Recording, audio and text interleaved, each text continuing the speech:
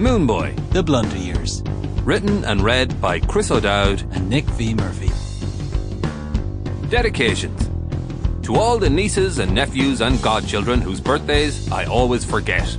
This book is for you. Happy birthday. And to President Obama. He knows why. To my 3-year-old son Leo, who insists I'm the funniest person he's ever met. May you never meet another person.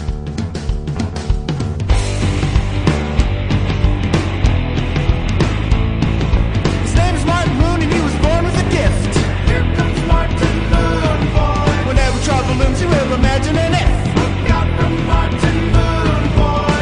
He used to run till he ran out of room. Now he's learning how to stand from the mind of the man in the mind of the moon.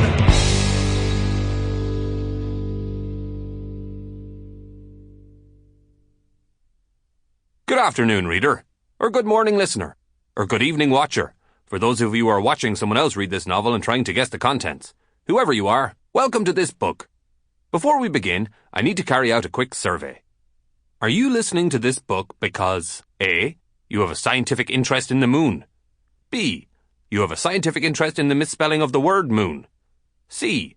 You want to find out how quick and easy it is to obtain an imaginary friend that you'll cherish for life? Or D. You listen to anything. You're just like that. If your answer is A or B, then I'm afraid you're going to be disappointed. There's very little moon action in this story, apart from the brief appearance of a wrestler's wrinkly bum. If your answer is C, then you will be equally disappointed. I suggest you pick up a copy of Imaginary Friends, The Quick and Easy Guide to Forever Friendship, by a former colleague of mine, Customer Service Representative 263748. He wrote it while working at the Corporate League of Imaginary Friends Federation. It's a comprehensive and well-researched body of work that will send you to sleep within seconds of opening its cover. If your answer is D, then good for you. You're my kind of listener. I'm glad we got rid of that other bunch of idiots who picked A, B, and C. And may I say, you are in for a treat. If you like shenanigans, you've come to the right book. These pages are riddled with ridicule, peppered with pranks, and seasoned with spelling mistakes. So if you're looking for a tale that deals with the perils and hazards of imaginary friendship, you should find Moone Boy, The Blunder Years, completely satisfactory.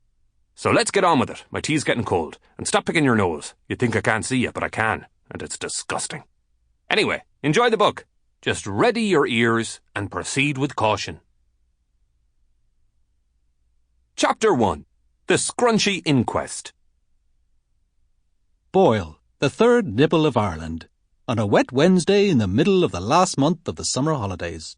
Weather forecast. Drizzle, with a chance of crizzle in the afternoon.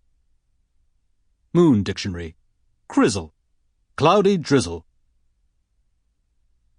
It was the summer holidays, and it was raining. Again. Martin Moone might have been free from the shackles of the classroom, but now he was forced to do even more hard time at home, with the fierce females of his flippin' family. And he was fast finding out that women are a tricky bunch. Sisters are even trickier, and older sisters have the ability to bewilder the finest magicians in the world with their tricksiness. Martin Moone had 3 older sisters, and a very older mother, who was someone else's sister.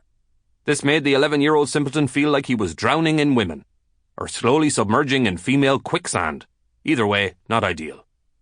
If only his useless mother had given him a brother. Just one. Just a single tall, lanky companion to help him do battle with this legion of ladies. But she hadn't. Probably just to spite him. No, Martin Moone was alone in this fight. An army of one. And on this wet Wednesday morning, as on every other morning, he found himself under siege. "This was the best house in the world before you were born," explained Sinead, jabbing a jammy finger at Martin's face. She then picked up her buttery toast and wrapped her snack-happy jaws around her 6th slice of the morning. Now, let's not go mad, reasoned Martin. Sure, how could it have been the best house if I wasn't even in it?